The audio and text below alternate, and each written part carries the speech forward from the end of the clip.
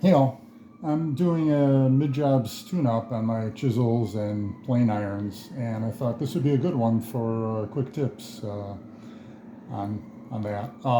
It's by no means an in-depth look at sharpening, but there are plenty of really, really good videos up on YouTube that I've learned from, and I'm happy to send you links to those if you want to check those out. But I don't see the point of adding to the clutter on YouTube. But yeah, I always sharpen between jobs, and depending on the demands of any given job and the woods involved, I'll even sharpen mid job. Can never sharpen your tools enough. It's always better to go too much than not enough. Um, but So first of all,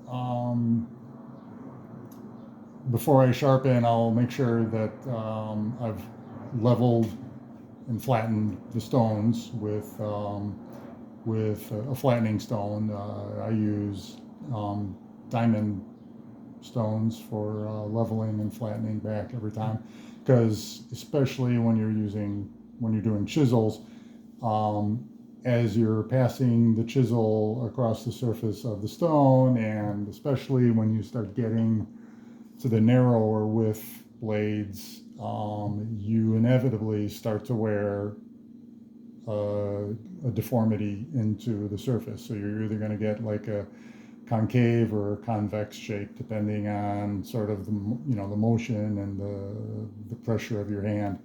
Um, so you always want to make sure that you're re-leveling to a nice flat surface.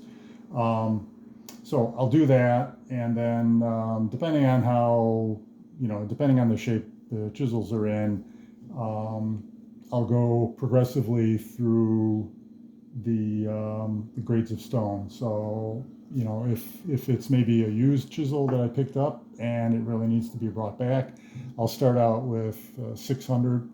Um, Most of the time, if it's just tuning back up, I'll start with 1,000 and then finish off with a 6,000 stone.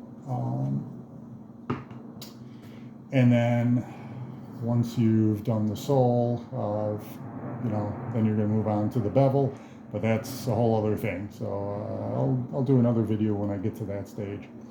Um, so let's see. So this one I've already done the sole, and quick little test tells me that's as sharp as I need to be. If I put any pressure on my finger, I'd have to put a warning at the beginning of this video for more sensitive viewers.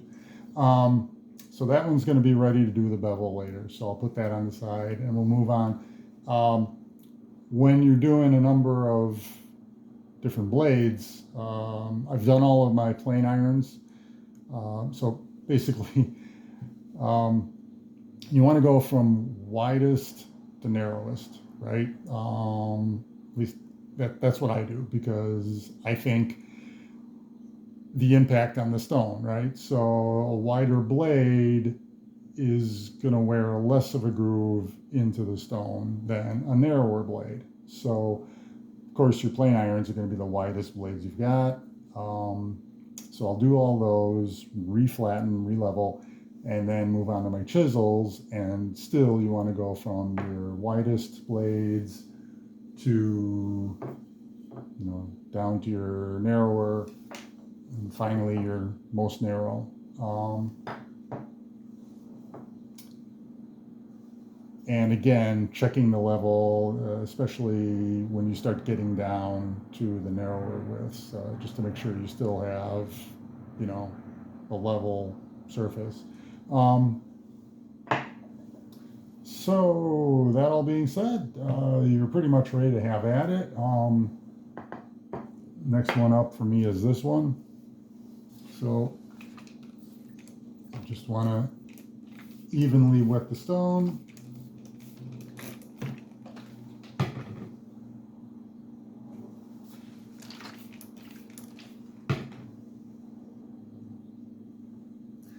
And I'll give it a second or two to let the water kind of sink in.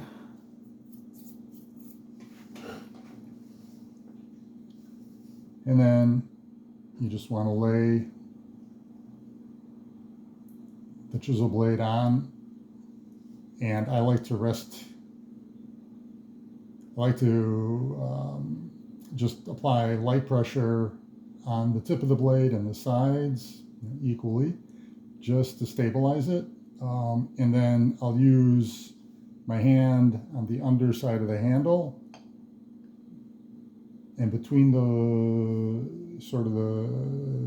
cantilever force of those, determine that I'm